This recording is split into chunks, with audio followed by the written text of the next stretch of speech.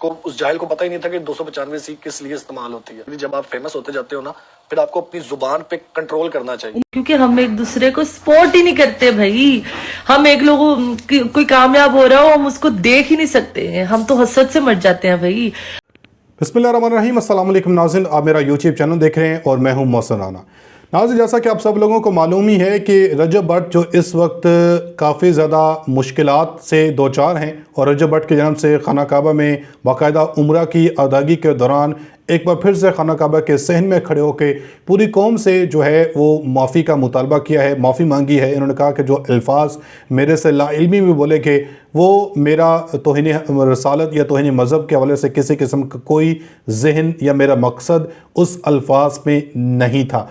तो अब नाज़रीन, इस मुश्किल की घड़ी में रजब भट्ट के साथ यकजहती के लिए, रजब भट्ट को सपोर्ट करने के लिए इनके जो दोस्त हैं वो खड़े हो गए हैं, और जिनमें जुल्करनैन हैं, कमल आफ्ताब है, और इसके अलावा जो दीगर जितने भी टिकटॉकर्स हैं उनके जन्म से नाज़रीन रजब भट्ट के वजह से, हालांकि टिकटॉक के ऊपर ये रजब भट्ट के काफ़ी ज़्यादा खिलाफ भी थे, जिसमें उमर भट्ट भी हैं, इनकी रजब भट्ट के साथ काफ़ी ज़्यादा इख्तलाफात भी चलते रहे हैं।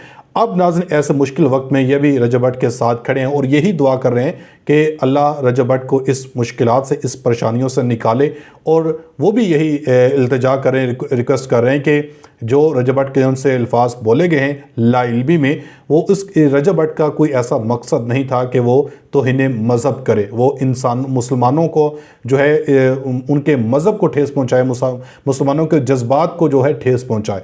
तो तमाम जो इनके दोस्त हैं, टिकटॉकर्स हैं, वो एक बार फिर से रजब भट्ट के साथ खड़े हो गए हैं। आप ज़रा ये इनकी स्टेटमेंट, इनकी जो गुफ्तगू है ये सुने। क्योंकि हम एक दूसरे को सपोर्ट ही नहीं करते भाई। हम एक लोग कोई कामयाब हो रहा हो हम उसको देख ही नहीं सकते हैं, हम तो हसद से मर जाते हैं भाई। हम लोग देख नहीं सकते, उसको अप्रिशिएट नहीं कर सकते, बस उसकी हर किसी के कानों में कहते हैं ना चुगलियां करना और उसके बारे में बिचिंग करना, हम वो कर सकते हैं। हम किसी को किसी भी हाल में खुश नहीं देख सकते।